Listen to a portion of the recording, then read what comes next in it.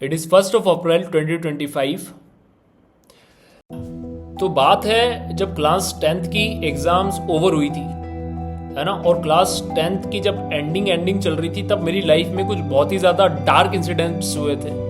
कुछ बहुत ही ज़्यादा फैमिली के इश्यूज, बहुत ही ज़्यादा फैमिली की कुछ प्रॉब्लम चल रही थी, कुछ बहुत ही ज़्यादा लड़ाई वगैरह चल रही थी इधर, ठीक है। उसके बीच में मैं पिसा रहा था पूरी तरीके से। मैं 15 साल का था उस वक्त, और काफ़ी ज़्यादा डार्क और traumatic, kind of traumatic event था वो मेरी लाइफ का। तो क्लास 10th की एग्ज़ाम्स जब ख़त्म हुई थी, उसके बाद में फिर मैंने कुछ मूवीज़ देखना स्टार्ट की थी, क्योंकि एग्ज़ाम ख़त्म होने के बाद में बच्चे को एक आज़ादी फील होती है ना, वैसी आज़ादी फील हो रही थी हमें, ठीक है। तो उस आज़ादी में मैंने, नया नया फ़ोन था, तो नए नए फ़ोन पर मैंने मूवीज़ डाउनलोड कर देखना चालू की।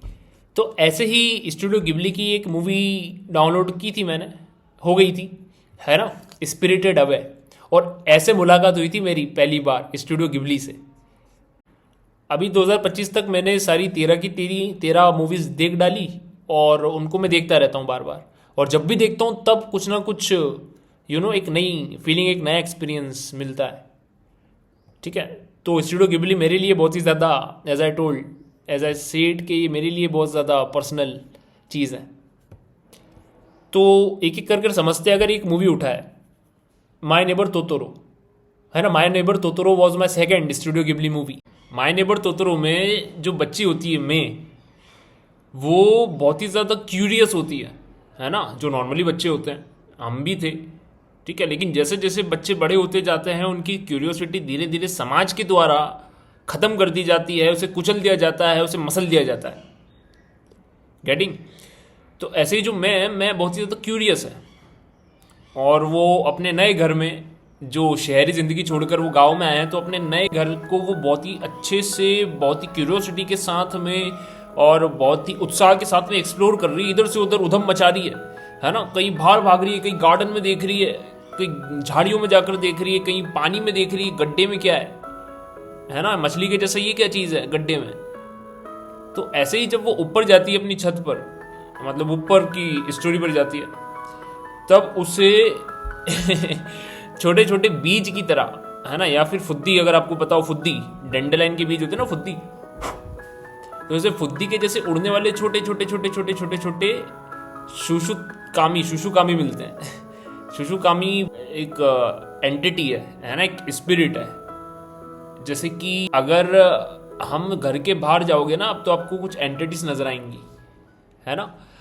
आपको एक चिड़िया नाम की एंटिटी नजर आएगी, है ना, वैसे ही आपको एक कुत्ते के नाम की एंटिटी नजर आएगी, वैसे एक बिल्ली एंटिटी नजर आएगी, ऐसे चींटी एक एंटिटी है, वैसे शुशुकामी भी एक एंटिटी है ना, भले इमेजिनरी है लेकिन वो भी एंटिटी है ना।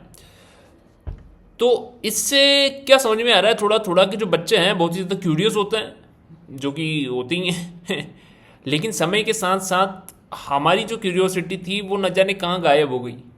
Now we do more care about के अगर मैं घर के बाहर जाऊंगा और ऐसे देखूंगा कि ये प्लांट में कौन सा फूल लग रहा है, और ये बीज काय का है, यार ये मट्टी के अंदर क्या है, जरा इस पत्थर को उठा के देखते हैं इसके नीचे क्या है, तो लोग मुझ पे हंसेंगे, लोग बोलेंगे क्या चूतिया आदमी है ना। यही तो पूरा कॉन्सेप्ट था डिज्नी का भी। डिज्नी में जो पीटर पैन है, पीटर पैन एक ऐसा लड़का है जो कि एक आइसोलेटेड आइलैंड पर रहता है, और उसके पास में सुपर पावर है कि वो कभी भी बड़ा नहीं होता। पीटर पैन का कॉन्सेप्ट ये है कि वो कभी बड़ा नहीं होता, है ना। मतलब एक बच्चा जो होता है, बच्चे की क्या क्या क्वालिटीज होती हैं। बच्चे पहली बात तो पूरी तरीके से प्योर होते हैं, प्योर इन द सेंस उनके पास में कोई बिलीफ्स नहीं होते इतने, उनके पास में कोई सोसाइटी के द्वारा सुपर इम्पोज, जो बेसिकली उनके पास में आइडियाज नहीं होते, जो सोसाइटी सुपर इम्पोज कर देती है ना हमारे ऊपर, कि तू फलाने धर्म का है तो फलाने इसका है, तो फलाने उसका है, तो फलाना है, तो फलाना है, फलाना है, तो नाकारा है, तो नालायक है ना। तो धीरे धीरे जब बच्चा बड़ा होता है तब उसको ये शब्द सुनाई जाते हैं कि तो नाकारा है, तो नालायक है, तो उससे लाइफ में कुछ भी नहीं होगा, तो पढ़ाई भी नहीं करता है, तो भीख भी नहीं मांग पाएगा। उसको देख पड़ोसी के छोरे को, पड़ोसी का छोरा कितने अच्छे नंबर लेकर आ रहा है, ठीक है। तो फिर धीरे धीरे धीरे जो प्योरिटी है बच्चे की, धीरे धीरे जो बच्चे की जो दिव्यता है है ना, उसके अंदर का जो ईश्वर है वो धीरे धीरे खत्म हो जाता है, वो मर जाता है, उसे मार दिया जाता है, उसे कुचल दिया जाता है। तो माय नेबर तोतरो मूवी हमें यही बता रही है ना। तो एक तरीके से नॉस्टैल्जिया, उसको देखकर एक नॉस्टैल्जिया फील होता है कि यार जब मैं छोटा था, जब मैं छोटी थी, मैं भी तो ऐसे ही खेलती थी मट्टी में, मैं भी तो ऐसे ही पत्थर से ऐसे पत्तों को इकट्ठा करके चटनी बनाती थी उनकी, है ना। तो इस तरीके का एक नॉस्टैल्जिक, एक रिलैक्सेशन, एक नॉस्टैल्जिक कंफर्ट फील होता है माय नेबर तोतरो को देखकर। तो जो सुशुकामी है ना, जो सुशुकामी जो एंटिटी है, वैसे ही और एंटिटीज मिलती है मेरे को जब वो घर के बाहर जाती है।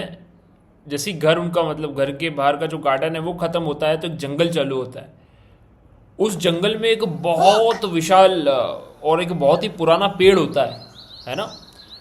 अभी इधर जापानीज जो ट्रेडिशन है उसमें जो पुराने पेड़ होते हैं ना, इनका जो शिंटो रिलीजियन में पुराने जो पेड़ होते हैं उनको बहुत ही पवित्र माना जाता है, बहुत ही एज अ सेक्रेड प्लेस देखा जाता है ना। इसको वेस्ट में कहते हैं इसे विजडम ट्रीज, है ना। विजडम ट्रीज का भी एक मूवमेंट चल रहा है कि जो विजडम ट्रीज होते हैं उनको नहीं कटने देंगे हम। तो एक लेडी है, वो पेड़ के ऊपर रह रही है कुछ करीब सालों से, है ना, कि इस पेड़ को नहीं कटने दूंगी मैं, और मैं इसके ऊपर ही रह रही हूँ जिसमें दम में काट के बता दे। So this is called the divine feminine, this is called the feminine energy, this is called the compassion, this is called the care. Getting. तो ऐसे ही जो सुषुप्तारी जो एंटिटीज हैं, वैसी और एंटिटीज मिलती है मेरे को जब वो एक बड़े से विशाल पेड़ के अंदर झांक कर देखती है और उसके अंदर गिर जाती है। पेड़ के अंदर एक रास्ता होता है बेसिकली, उसके अंदर गिर जाती है। तो बेसिकली एक बड़ा विशाल सा भालू टाइप है ना, भालू नुमा एक कुछ तो एक एनिमल लेटा हुआ होता है, उसके ऊपर जाके भड़ाम से गिरती है मैं, ठीक है। तो वो चीखता है तोतोरो तोतोरो, तो मैं बोलती तोतोरो ठीक है, तुम्हारा नाम तोतोरो है। तो उससे वो दोस्ती कर लेती है, उस मतलब एक रिश्ता टाइप बन जाता है तोतोरो के साथ में इन अ फर्स्ट मीट, है ना। तो पहली बार जैसे कि वैसे भी जो फीमेल्स होती हैं और जो किड्स होते हैं वो तो वैसे ही किसी डॉगी को भी देख लेती है, तो उनके अंदर से एक सेंस ऑफ ऑ आता है, एक कंपैशन बेसिकली, है ना। Women's are more compassionate than man in the nature. तो जो मैं होती है उसको भी एक तरीके से ऑनेस फील होती है, उसके प्रति एक कनेक्शन फील होता है ना। तो ये जो एंटिटीज़ हैं, जो सुषुप्तारी है और ये जो हमारे तोतोरो हैं और तोतोरो के जो दोस्त हैं, है ना, बेसिकली 3 तोतोरो होते हैं, एक बड़ा, एक छोटा और एक सबसे छोटा, ठीक है। तो 3 तोतोरो होते हैं। तो तीनों जो तोतोरो हैं और ये जो पेड़ है, ये जो जंगल है, ये सब एंटिटीज़ हैं।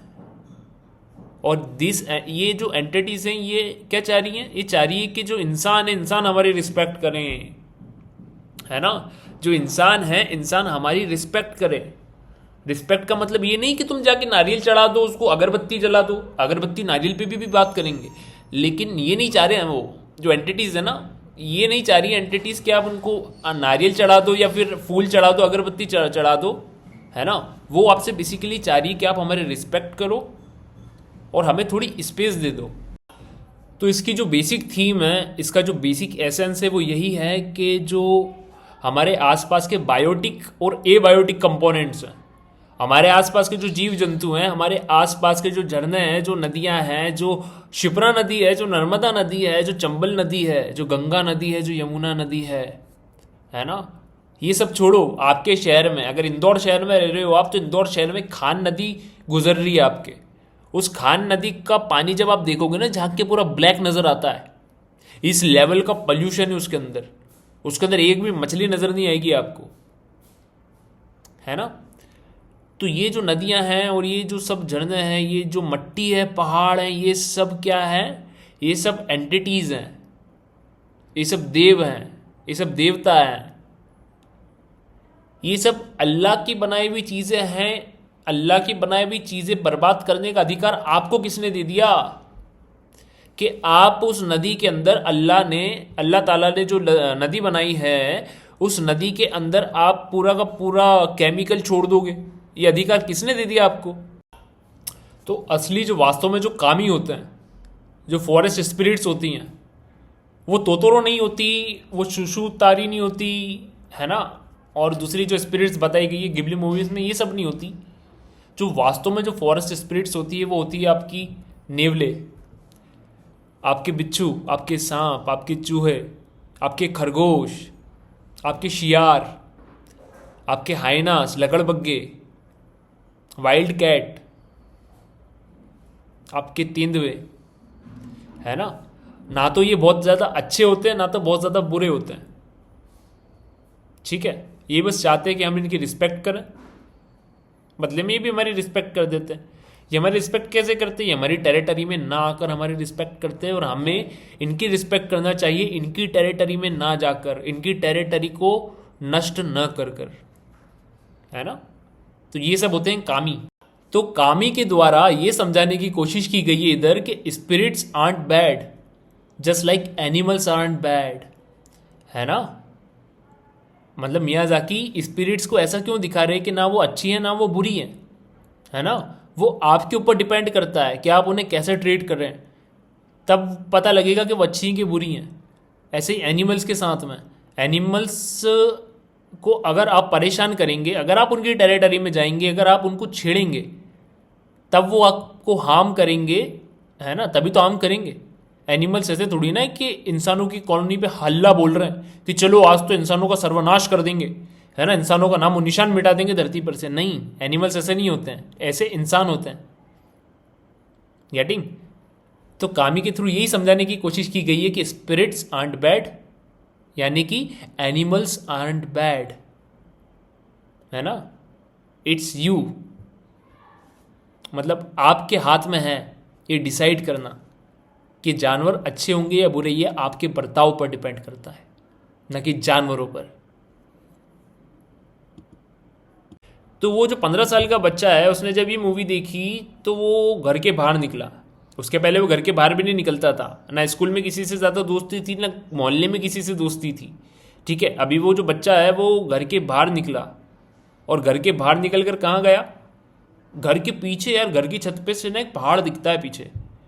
उस पहाड़ पर एक मंदिर बना हुआ है, 2 मंदिर बने हुए बेसिकली देवी माता के, है ना। तो ठीक है, वो ऊपर है मंदिर, बाकी नीचे नीचे का जो एरिया है वो पूरा जंगल है। जैसे डोरेमोन में होता है ना, डोरेमोन में ये सब लोग बेसिकली उनके स्कूल के पीछे वाले जंगल में जाते हैं खेलने के लिए। तो ऐसे ही जो 15 साल का लड़का है वो उधर गया, वाले पहाड़ पर गया पीछे, है ना, हील है, उस हील पर गया, वहाँ की हील पर गया, और फिर उसने वहाँ पर क्या क्या किया क्या नहीं किया, यार अब वो मैं कैसे बताऊँ आपको, है ना। ये तो मतलब एक्सपीरियंस है, ये बोलकर नहीं बताया जा सकता।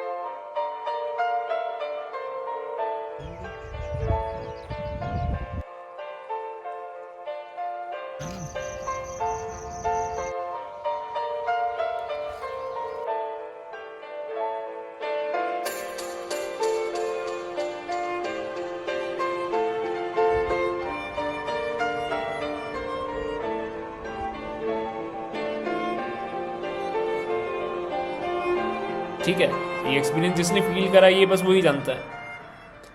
तो ऐसे ही लाइफ चेंज हो गई थी श्री हैरी की, इस एक मूवी से इतना इन्फ्लुएंस पड़ा था, है ना। तब फिर मैंने जंगल में जाना स्टार्ट किया था। अभी वहाँ पर बहुत सारे पेड़ हैं, वहाँ पर बहुत सारे वाइल्ड लाइफ है, वहाँ पर बहुत सारी डाइवर्सिटी है, specially in monsoon season. Monsoon season में उस पहाड़ पर, उस जंगल में इतनी डाइवर्सिटी देखने को मिलती है, और वहाँ की हवा इतनी ज़्यादा शुद्ध हो जाती है, और शुद्ध ही होती है वहाँ की हवा, कि बस वहीं पर बैठे रहो और वहीं पे अपना जीवन बिता दो, है ना। उसके बाहर जाने की ज़रूरत नहीं है, वापस घर आने की ज़रूरत नहीं है, वापस स्कूल जाने की ज़रूरत नहीं है। वहीं पर रहो, वहीं पे एक्सप्लोर करते रहो, वहीं पर देखो पत्थर के नीचे क्या है, वहीं पर देखो पेड़ के ऊपर क्या है, वहीं पर देखो अरे ये तो बिच्छू है ना, इसको रिस्पेक्ट करो। ये जो बिच्छू नाम की जो एंटिटी है, ये स्कॉर्पियन जो एंटिटी है, इसको रिस्पेक्ट दो। जैसे कि तोतोरो को रिस्पेक्ट दे रहे थे ना मे की बहन और मे के पापा, वैसे ही स्कॉर्पियन की रिस्पेक्ट करो। कैसे? उससे थोड़ी दूरी बनाकर, उसको अपनी स्पेस देकर, क्योंकि हम उनकी टेरिटरी में हैं, वो हमारी टेरिटरी में नहीं है ना। तो बेसिकली इंसानों को यही लगता है कि जो दुनिया है ये इंसानों की टेरिटरी है। ये इंसानों की टेरिटरी नहीं है, इंसान just a part of this whole system. जैसे कि एक मोबाइल फ़ोन की टेरिटरी जो है, उसमें बस खाली कैमरे का ही नहीं होता है पूरा फ़ोन, उसमें सब लोगों के लिए स्पेस है, मतलब सब कंपोनेंट्स के लिए स्पेस है ना। उसमें सेमीकंडक्टर जो चिप है उसके लिए भी स्पेस है, उसमें बैटरी के लिए अलग से स्पेस है, माइक्रोफोन के लिए अलग स्पेस है। वैसे ह्यूमंस की अलग स्पेस है यहाँ पर, और बाकी जो सब चीज़ें हैं उन सबको इग्नोर कर दिया आपने। यहाँ पर बिच्छू की कोई स्पेस नहीं है, वहाँ पे उसको काट कर आप अपना घर बना दोगे, वहाँ पे कॉलोनी बसा दोगे आप। अच्छा, तो ऐसे रिस्पेक्ट देना होती है हमें इन एंटिटीज़ को, इन एनिमल्स को, इन प्लांट्स को, इन वाटरफॉल्स को, इन झरनों को, इन स्ट्रीम्स को, इन ब्रुक्स को। तो ऐसे ही जब माउंट टेकरी पर हम जाते थे, उसका नाम हमने रखा था माउंट टेकरी, क्योंकि जापान में, ये जापानीज है ना, पूरा जो मूवी वगैरह चल रही है तोतरो वोतरो और मियाजाकी सान, डोरेमोन, सब जापानीज है। तो जापान में उनके पास में माउंट फूजी होता है। तो मुझे लगता था कि मेरे पास भी होना चाहिए कुछ। तो मेरे पास क्या है? मेरे पास माउंट टेकरी है ना। तो उसे टेकरी कहते हैं। यहाँ पर देवी माता रहती हैं दो, ठीक है। तो ऐसे ही हो सकता है आपके घर के पीछे कुछ छोटा सा जंगल हो, है ना, कुछ झाड़ी उग रही हो, उसके अंदर कोई एंटिटी हो, है ना, जो आपसे रिस्पेक्ट डिजर्व कर रही हो आपकी। हालांकि जो हमारा रिलीजन है, हमारा जो इंडियन रिलीजन है, यहाँ पर भी जो एंटिटीज़ हैं, इसमें एंटिटी किसको मान रहे हैं? यहाँ पर जो टेकरी है, माउंट टेकरी है, वहाँ पर भी एंटिटी मानी जा रही है। वहाँ पर दो देवी हैं, उन्हें एंटिटी माना जा रहा है और उन्हें चीज़ें ऑफर की जा रही हैं, उनकी वंदना की जा रही है, उनकी आराधना की जा रही है ना। रोज़ आरती होती है, रोज़ पूजा पाठ होती है, दूर दूर से न जाने कौन कौन से गांव से यहाँ पर लोग आते हैं नवरात्रि में, ठीक है। लेकिन यार ये सब जो देवी माता है, क्या ये चाह रही है कि उनका जो घर है, बेसिकली उनका जो स्थान है, उस स्थान पर जो उनके जो जीव हैं, है ना, जो उनसे निकले हैं, जो जीव जिन्होंने, मतलब जो जीव उन्होंने बनाया है, जो उनके बेसिकली शरण में रह रहे हैं जो जीव, आप उन जीवों को नष्ट कर दो। आप उन जीवों के घर में, आप उन जीवों के ऊपर पन्नी फेंक दो, बोतल फेंक दो, और बेसिकली सिंथेटिक कपड़ा जो होता है उसकी बनी हुई चुनरी फेंक दो, है ना, प्लास्टिक के उसमें लगे होते हैं रेशिए, वो फेंक दो वहां पर। कुछ भी फेंक दो, मतलब चिप्स खा के पन्नी फेंक दो वहां पर। चिप्स क्यों खा रहे हैं वहां पर? वो चिप्स खाने की जगह है क्या? वहां पे कोको कोला पी रहे हैं, कोको कोला पीने की जगह है क्या वो? है ना।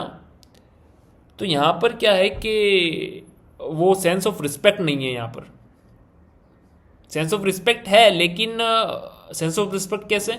सेंस ऑफ रिस्पेक्ट ऐसा है कि दूर दूर से गांव से लोग पैदल पैदल आ रहे हैं, नंगे पैर, कड़कती धूप में माता जी के दर्शन करने के लिए। कितनी बड़ी बात है अपने आप में, ये कितना बड़ा डिवोशन है अपने आप में, कितनी बड़ी स्पिरिचुअलिटी अपने आप में, है ना।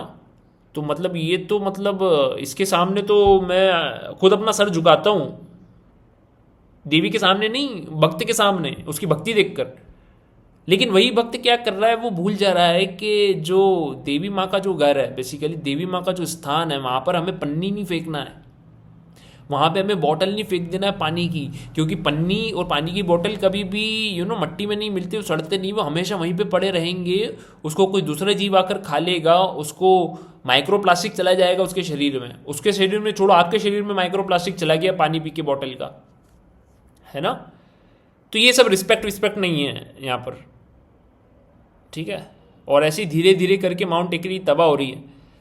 तो जब मैं छोटा था तो मैं क्या करता था, मुझे ये देखकर बहुत ही गुस्सा आता था, बेसिकली इतना गुस्सा आता था कि जितने भी शहर के लोग हैं सबको तबाह कर दूं मैं, है ना, एक एक को पकड़ पकड़ के गले चीर दूं एक एक के। इतना गुस्सा आता था जिसका कोई जवाब नहीं। अब मैं क्या करूं, मैं किसी को गाली तो बक नहीं सकता वहां पर, है ना, तो मैं क्या करूं वहां पर तो मैं कुछ नहीं करता था, मैं बोरा उठा कर ले आता था और बोरे के अंदर इकट्ठा करता था। मैं सोचता था कि आज तो सारी साफ कर दूंगा, क्या पूरी टेकरी साफ कर दूंगा अकेला, और मस्त मजा आएगा।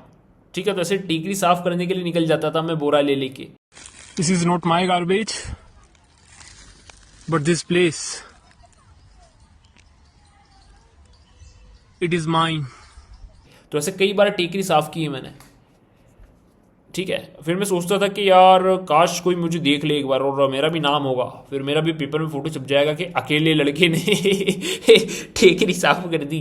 ठीक है, लेकिन दूसरे दिन आकर मैं देखता था तो वहाँ पे फिर से कचरा, वहाँ पर फिर से पन्नी, वहाँ पे फिर से बॉटल। तो क्या करें अब। यही कनेक्शन प्रिंसेस मोनोनोके जो मूवी है उसमें भी देखने को मिलता है।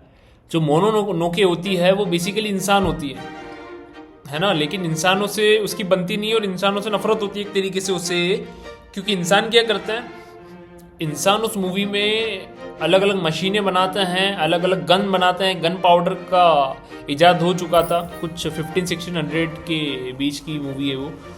तो गन पाउडर और गन का इजाद हो चुका था और उस गन से, उस गन पाउडर से वो सारी एंटिटीज को मार देते हैं इंसान, है ना। बेसिकली एक बोर, वाइल्ड बोर स्पिरिट होती है वहाँ पर।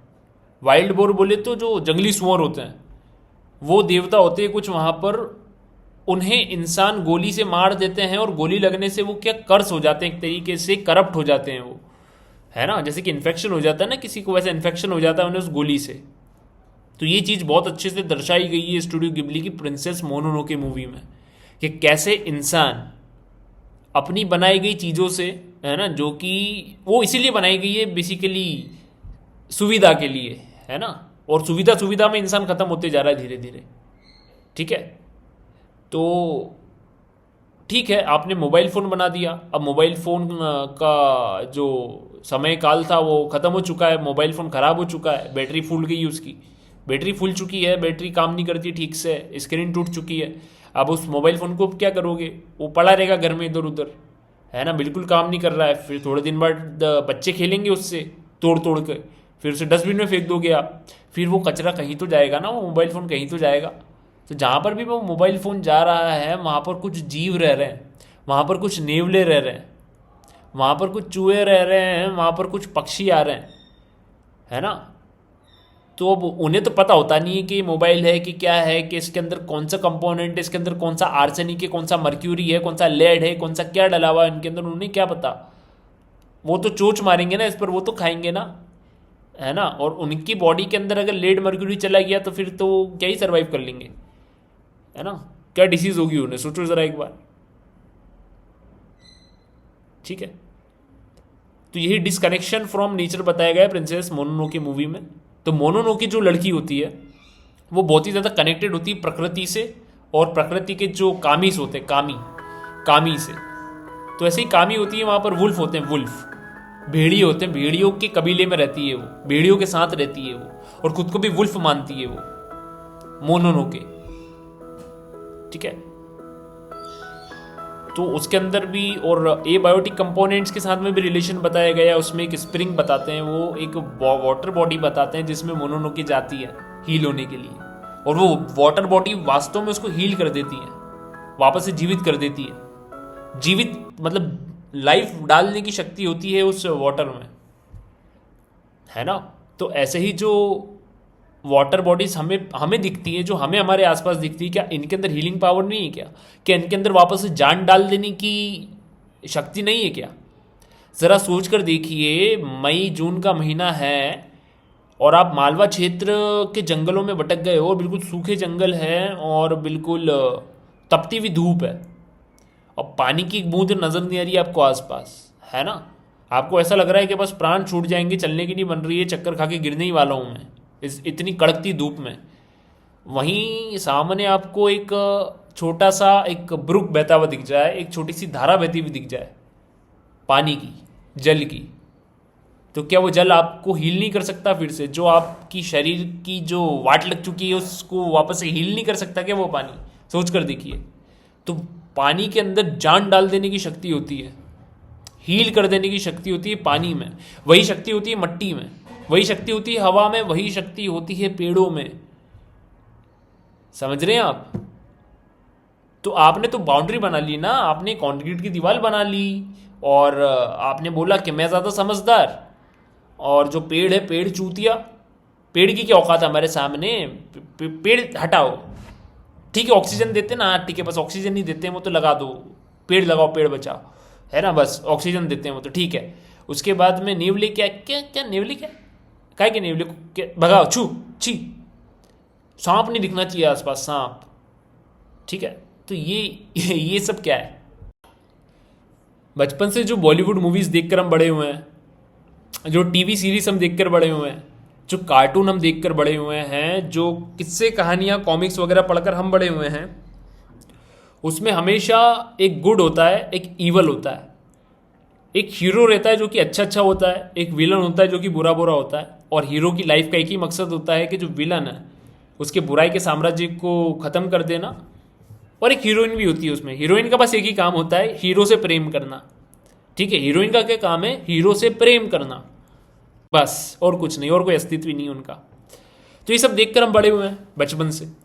अभी अचानक से एक मूवी आ जाती है पता नहीं कहीं से, तो धड़ाम करके प्रिंसेस मोनोनोके, है ना, ऐसी धड़ाम करके एक मूवी आ जाती है स्पिरिटेड अवे, हमारी पहली मूवी स्पिरिटेड अवे, हमारी पहली स्टूडियो गिबली मूवी। इसमें जो बेसिकली जो हीरोइन है ना, जो प्रोटोगोनिस्ट है, जो मेन कैरेक्टर है, जो हीरोइन है, वो भी मेन कैरेक्टर नहीं है उसमें। बेसिकली जो कैरेक्टर्स हैं वो बेसिकली दो मेन कैरेक्टर मान सकते हो, या फिर एज अ होल इकोसिस्टम देख सकते हो उस मूवी को। ठीक है, तो जो हमारा मेन जो हीरो रहता है वो ना तो हीरोइन को बचाता है ना, बल्कि जो हीरोइन है और जो हीरो है वो एक दूसरे को बचाते है ना तो हीरोइन के पास में पैदाइशी को सुपर पावर होती है, बट धीरे धीरे उसकी जर्नी, जब वो स्पिरिटेड वर्ल्ड के अंदर इंटर होती है तब से उसकी जर्नी शुरू होती है, धीरे धीरे उसकी जो ग्रोथ होती है वो दिखाई जाती है ना, कि कोई भी पैदा ताकतवर नहीं होता, कोई भी पैदा समझदार नहीं होता, कोई भी पैदा जीनियस नहीं होता, बल्कि हमारी जर्नी होती है, हमारी एक यात्रा होती है। उस यात्रा पे चलते चलते हमारी एक राह होती है, उस राह पे चलते चलते चलते चलते हमें हमारी मधुशाला मिल जाती है। तो ये बात समझाने की कोशिश करी गई है उस मूवी में, है ना। कोई भी गुड और कोई भी ईवल नहीं होता पैदा होते से ही, हमारी सिचुएशंस हमारी सराउंडिंग गुड और एवल बना देती है। और कोई भी 10 बिलियन% ईवल नहीं होता, कोई भी 10 बिलियन% गुड नहीं होता। समझिए इस बात को। तो स्पिरिटेड अवे में जो विलन टाइप जो आंटी है वो भी विलन नहीं है ना। उन आंटी का क्या सिस्टम है कि ये जो स्पिरिटेड वर्ल्ड है ये उनका है ना, वो एक तरीके से उसकी वो है, चीफ है, इंचार्ज है स्पिरिटेड वर्ल्ड की। और स्पिरिटेड जो स्पिरिट वर्ल्ड है, उस स्पिरिट वर्ल्ड की कुछ रूल्स है, कुछ नियम है, उनका पालन करना होता है ना। तो पहली बात तो बिना इनकी इजाज़त के जो हीरोइन है और उसके मम्मी पापा घुस जाते हैं उसके अंदर, उस स्पिरिट वर्ल्ड के अंदर बिना इनकी परमिशन के घुस जाते हैं। और घुसने के बाद में जो खाना रखा होता है उसे खाने भिड़ जाते हैं जानवरों की तरह, और अंत में खाना खाते खाते जानवर ही बन जाते हैं, पिग्स ही बन जाते हैं, सुअर ही बन जाते हैं उस हीरोइन के मम्मी पापा। और फिर जो लेडी है वो श्राप दे देती है उसको, जो लड़की होती है, जो हीरोइन होती है, कि तू धीरे धीरे गायब हो जाएगी और अंत में पूरी गायब हो जाएगी। फिर उसको हीरो मिलता है, हीरो फिर उसको बताता है कि तुम यहाँ पर काम करने लग जाओ तो तुम गायब होने से बच जाओगी और जो तुम्हारा कर्ज धीरे धीरे खत्म हो जाएगा, समथिंग लाइक दैट। तो वो अपनी जगह बनाती है वहाँ पर वो जॉब करती है लड़की, बाथ हाउस में, है ना, बाथ हाउस। वहाँ पर बहुत सारी और दूसरी एंटिटीज मिलती हैं उसे, वहाँ पर दूसरी विमेंस मिलती हैं उसे, है ना, अलग अलग तरह की स्पिरिट्स मिलती हैं वहाँ पर उसे। ठीक है, ऐसे ही इसमें जो मेन जो विलन दिखाई गई है आंटी, वो भी विलन नहीं होती है, वो भी उसको अप्रिशिएट करती है कि देखो इस लड़की से सीखो, इतनी छोटी बच्ची इतनी कम उम्र में कितना अच्छा काम कर रही है, तुम सब लोगों को सीखना चाहिए इससे, है ना। उसने इतने जो सबसे खतरनाक मॉन्स्टर है, जो इतना गंदा हो रहा है, इतना मतलब पूरा मड के अंदर कवर है, जिसे कोई टच भी नहीं करना चाह रहा, जो कोई इसके पास भी खड़ा नहीं होना चाह रहा, इस छोटी सी बच्ची ने उसको पूरा क्लीन कर दिया। तो आप सबको सीखना चाहिए इससे कुछ, ठीक है। तो जो आंटी है, जो बेसिकली विलन काइंड ऑफ है, उनके अंदर भी सेंस ऑफ अप्रिसिएशन है, उनके अंदर भी गुड है। और मेरा तो यही मानना है कि जो इंसान है, इंसान का जो ब्रेन होता है वो प्लास्टिक इन नेचर होता है, वो चेंज हो सकता है ना। तो हमें फोकस करना चाहिए इंसानों को, जो भी आपके सोसाइटी के नॉर्म्स के अकॉर्डिंग जो भी गुड है और जो भी ईवल है, उसको ध्यान में रखते हुए जो ईवल व्यक्ति है उसको आप अपनी तरफ से थोड़ा प्रयास कर दो गुड बनाने का, जितना आप कर सकते हो। ठीक है, वो बन जाता है तो उसकी किस्मत, नहीं बन पाता है तो वो उसके कर्म, है ना। लेकिन हर एक इंसान चेंज हो सकता है। हम तो चेंज में मानने वाले आदमी हैं, हम तो इवोल्यूशन में मानने वाले आदमी हैं। इतने में मियाज़ाकी सान ने क्या किया, मियाज़ाकी सान आए और मियाज़ाकी सान ने बोला कि ठीक है भाई साहब, आपकी अच्छाई भी होती है और बुराई भी होती है ना, हम मानते हैं उस बात को। तो ये रही आपकी बुराई, है ना, और ये रही आपकी अच्छाई। ठीक है, ये आपकी बुराई है और ये आपकी अच्छाई है। ये क्या है, ये आपका इंसान है। तो ये मियाज़ाकी सान ने बताया कि जो इंसान होता है ना, वो ना तो ब्लैक होता है ना वाइट होता है, वो ग्रेइश होता है। स्पिरिटेड अवे में भी जो वो आंटी है, जो बाथ हाउस वाली आंटी है, वो आंटी भी ना तो ब्लैक है ना तो वाइट है, ना तो अच्छी है ना तो बहुत बुरी है ना, वो मिडिल में है कुछ तो। ठीक है, तो ऐसा होता है एक इंसान, ना तो अच्छा ना तो बुरा, बट अच्छा भी और बुरा भी। गेटिंग। एक और मेन बात जो मैंने नोटिस की स्टूडियो गिबली मूवीज में, वो है उसकी हीरोइंस। मतलब हमारी बॉलीवुड हॉलीवुड हीरोइंस कैसी होती हैं, उनका बस एक ही काम होता है, अच्छा श्रृंगार करना और खूबसूरत बनाना खुद को। ठीक है, ये पहला काम। दूसरा काम, खुद को और ज़्यादा खूबसूरत बनाना। और तीसरा काम, एक राजकुमार की तलाश करना, एक हाइपोथेटिकल राजकुमार की तलाश में रहना, एक प्रिंस की तरह तलाश में रहना, एक हीरो की तलाश में रहना और उसको इम्प्रेस करना, या फिर उससे खुद को इम्प्रेस करवाना और बस उसको प्रेम करना। ये बेसिक कॉन्सेप्ट होता है एक हीरोइन का, हॉलीवुड मूवीज़ में, बॉलीवुड मूवीज़ में एंड डिज्नी मूवीज़ में। तो मेजोरिटी कह रहा हूँ मैं अभी, मेजोरिटी ऑफ हीरोइंस का बस यही काम होता है, यही उनकी लाइफ का मकसद होता है, इसलिए उनका जन्म होता है ताकि वो एक हीरो को प्रेम कर सके। अभी स्टूडियो गिबली की जो हीरोइंस हैं, है ना, वो क्या है कि जो मियाज़ाकी सान है, उन्होंने जो अपनी हीरोइंस डेवलप की हैं, अपने जो हीरोइंस के कैरेक्टर डेवलप किए हैं, वो एनीमे की जो हीरोइंस होती हैं, एनीमे में जो लड़कियां होती हैं वो हाइपर सेक्सुअलाइज होती हैं, है ना। अभी देख लो 2025 में देख लो, कोई सा भी एनीमे उठाकर देख लो आप, उसमें जो हीरोइन मिलेगी वो आपको हाइपर सेक्सुअलाइज मिलेगी।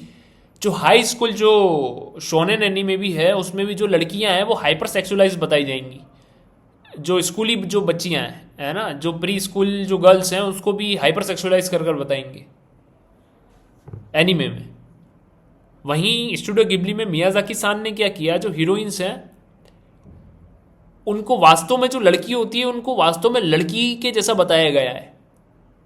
लड़कियां ऐसे सेक्सुअल ऑब्जेक्ट की तरह होती है, ऐसा सबको लगता था। जो बच्चे थे उनको यही लगता था कि जो बेसिकली जो फीमेल्स हैं, उनका जो बैकवर्ड एरिया है, उनके जो हिप्स हैं, हिप्स का साइज इसलिए बढ़ रहे हैं क्योंकि वो तो सबके साथ सेक्स करती हैं, वो तो किसी को भी दे देती है, वो तो सबको देती है ना। क्लासमेट जो थे, जो लड़के थे, उनका क्लासमेट जो लड़कियां थी, उनके प्रति ये व्यू था।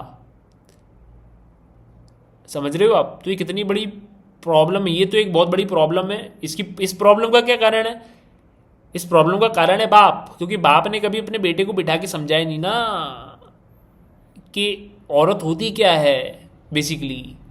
तो उस लड़के ने कहाँ से सीखा औरत क्या होती है, उस लड़के ने अपने दोस्तों से सीखा, दोस्तों ने अपने बड़े भाई से सीखा, अपने मोहल्ले के भैया से सीखा, और यूट्यूब से सीखा, और पॉन से सीखा, और इन सब से सीखा। ठीक है,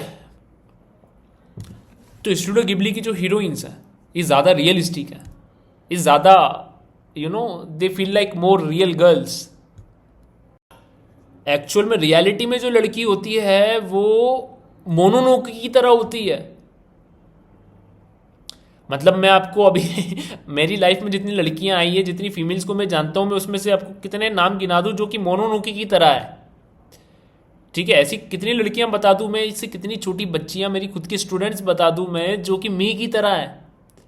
ऐसी कितनी लड़कियां बता दूं मैं जो कि हमारी ये जो क्या नाम था इसका, शिशिरो की तरह है, स्पिरिटेड अवे वाली शिशिरो की तरह है, जिन लड़कियों को मैं जानता हूँ। ठीक है, मैं किसी भी लड़की को नहीं जानता, मैंने आज तक एक लड़की नहीं देखी जो कि सिंड्रेला की तरह दिखती है और सिंड्रेला की तरह रहती है। मैंने स्नो वाइट कभी भी नहीं देखी अपनी लाइफ में, है ना। ना ही मैंने जो शाहरुख खान की जो मूवीज होती है ना, उसमें जो हीरोइन होती है वैसी भी लड़की मैंने नहीं देखी आज तक। तो इससे समझ में आता है, ये देखकर समझ में आता है कि एक लड़की वास्तव में होती कैसी है ना। तो बच्चों को इस तरीके की चीज़ें जब हम दिखाएंगे ना, छोटे जो लड़के हैं कम उम्र के, जो 5वीं के 6ठी के बच्चे जब ये देखेंगे तब उन्हें पता लगेगा ना कि लड़की क्या होती है। क्लासरूम में तो क्या है, क्लासरूम में लड़के अलग बैठेंगे, लड़कियां अलग बैठेंगी, लड़के लड़की साथ में नहीं बैठेंगे, लड़के लड़की साथ में नहीं खेलेंगे, साथ में लंच नहीं करेंगे। तो लड़कों को क्या पता लड़कियां कैसी होती है, लड़कियों से बात कैसे करते हैं। ठीक है, और ऊपर से आपने और उनके हाथ में मोबाइल फोन पकड़ा दिया तो और उन्होंने देख लिया फोन पर कि लड़कियां तो ऐसी होती है ना, ऐसे गैंग बैंग होता है। और जो लड़कियां होती है वो तो ऐसे सेक्सुअल, मतलब हाइपर सेक्सुअलाइज करके दिखाई गई है ना लड़कियां। तो उन्हें मूवीज में लड़कियां कैसे दिखाई गई है कि लड़की होती है, अगर आप उनको आई लव यू बोलोगे तो वो शर्मा जाएंगी, फूल ले लेगी और आपकी गर्लफ्रेंड बन जाएगी। ऐसी गर्लफ्रेंड बनती है। अपनी खुद के व्यक्तित्व पे काम नहीं करना होता है, खुद को सुधारना नहीं होता है, खुद को एक अच्छा मर्द नहीं बनाना होता है, और बस आई लव यू बोलना होता है फूल लेकर, और लड़की आपसे पट जाएगी। ऐसे लड़कियां पटती है, ऐसे इंप्रेस हो जाती है लड़कियां, है ना।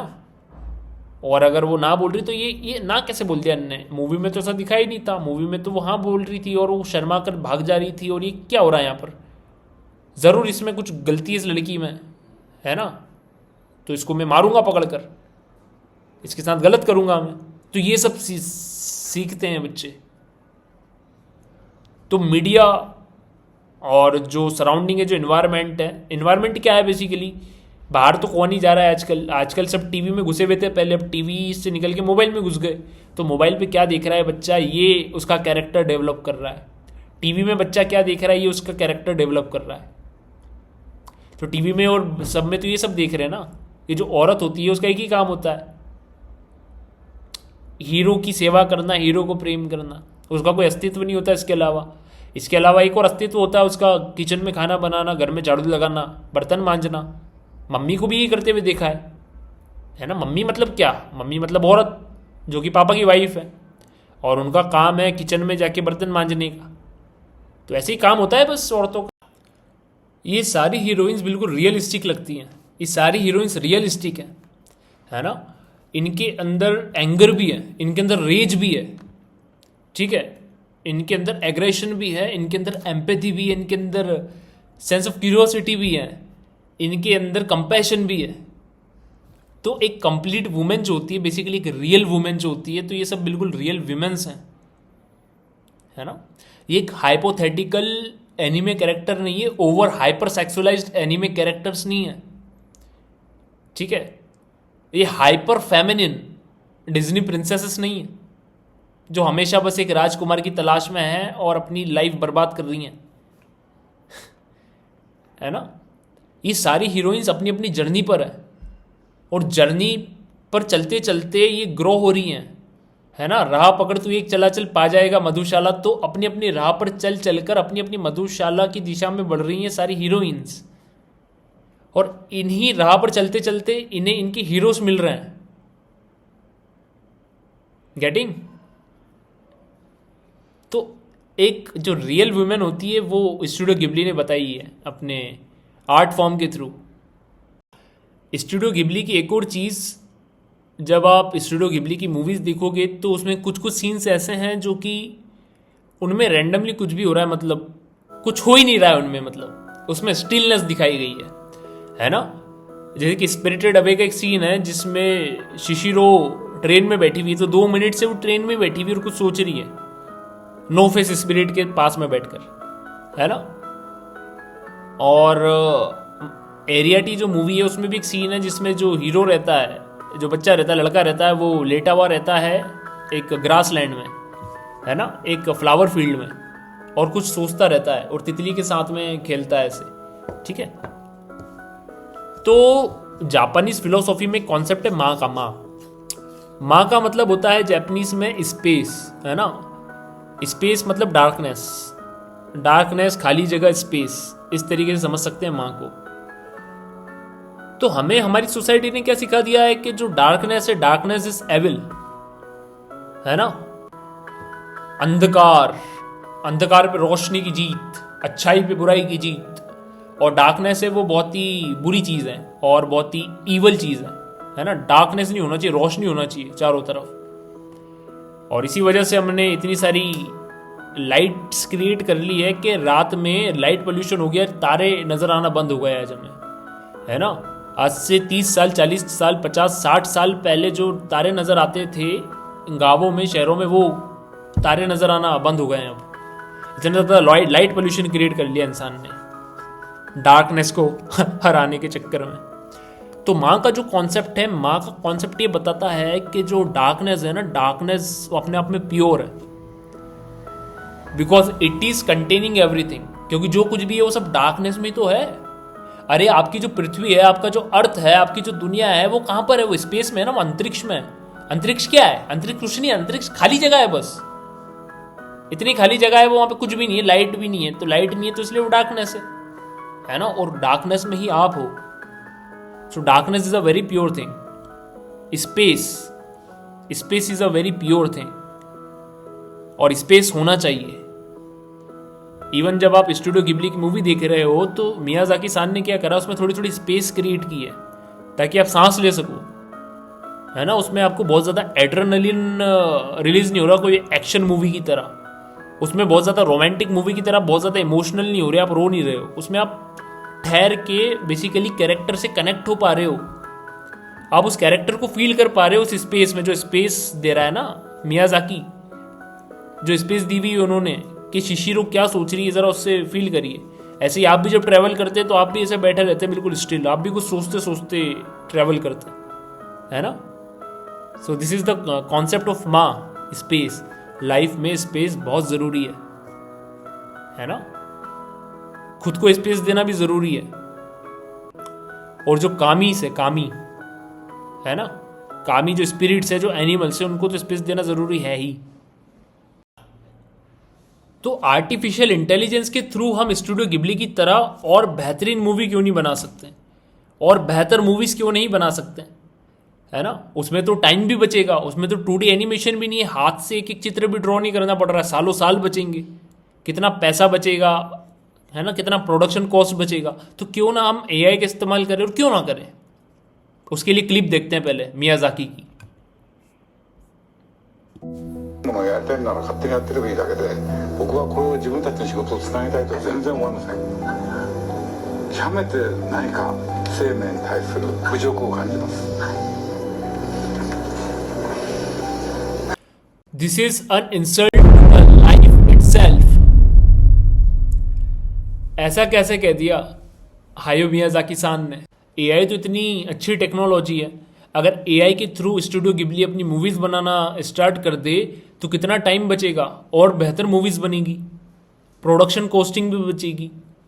तो मियाजाकी सान ऐसा क्यों कह रहे हैं कि this is an insult to the life itself. पहली बात तो लाइफ क्या है, मियाजाकी सान के अकॉर्डिंग लाइफ क्या है समझते हैं पहले। मतलब लाइफ तो वो है ना, जो 5 साल का जो बच्चा है वो लाइफ है, और वो लाइफ फॉर्म घर के बाहर निकल कर देखना चाह रहा है। क्या देखना चाह रहा है कि मट्टी के अंदर क्या क्या है ना। वो तितली के पीछे भाग रहा है, वो चिड़िया को पकड़कर उसकी वार्मथ फील कर रहा है, और वो देख रहा है कि चिड़िया कितनी डेलिकेट है, ये कितनी सॉफ्ट है ना। ये कहीं मेरे हाथ को जोर से दबा ना दूं, मैं कहीं मर ना जाए, इसको छोड़ दो, ठीक है। तो ये सब चीज़ें वो बच्चा महसूस कर रहा है ना जब। This is what life is getting. तो ये लाइफ है। अब जब इस लाइफ फॉर्म के हाथ में जब पेंट ब्रश आ रहा है, जब इस लाइफ फॉर्म के हाथ में जब पेन आ रहा है, तो ये लाइफ फॉर्म पेंट ब्रश के थ्रू अपने जो एक्सपीरियंसेस थे, जो तितली के पीछे वो भाग रहा था, है ना, तो उसकी अपनी इमेजिनेशन से वो उस इमोशन को एक्सप्रेस कर सकता है पेंट ब्रश के थ्रू। ये लाइफ फॉर्म, जो पेन इसके हाथ में आया, उसको वो लिखकर एक कविता के फॉर्म में, एक पोइट्री के फॉर्म में, एक कहानी के फॉर्म में लिखकर एक्सप्रेस कर सकता है। एक कहानी अपनी इमेजिनेशन के थ्रू इन सारे डॉट्स को कनेक्ट करके एक नई कहानी बना सकता है। इसे कहते हैं आर्ट। जब इस बच्चे के हाथ में, जब इस लाइफ फॉर्म के हाथ में जब फ्लूट आएगी तो वो फ्लूट बजा के एक्सप्रेस कर सकता है अपनी feelings. This is called art. अब दुनिया का कोई सा भी एआई है जिसने चिड़िया को हाथ में पकड़ के महसूस किया है क्या?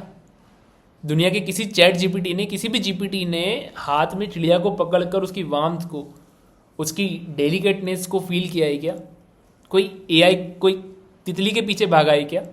उसने ठंडे पानी की स्प्रिंग में, ठंडे पानी के स्ट्रीम में हाथ डालकर, नदी के पानी में हाथ डालकर फील किया है क्या उसको कि वो पानी कैसा होता है? उसने चिड़िया की आवाज़ सुनी है क्या? वो जंगल में गया है क्या?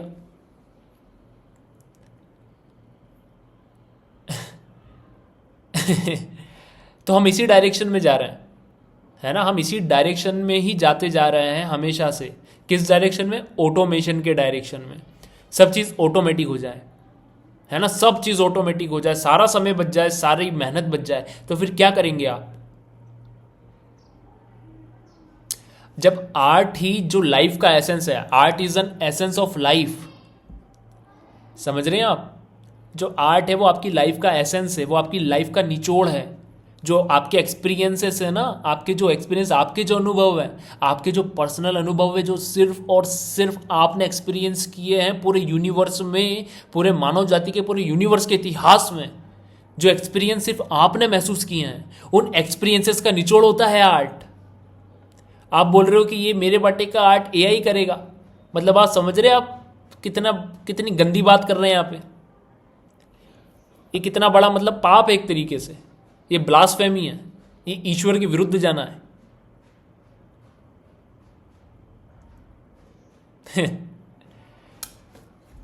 तो पहले ये तो डिसाइड कर लें हम कि क्या चीज़ है जो इंसान को करना है, क्या चीज़ है जो ऑटोमेट करना है।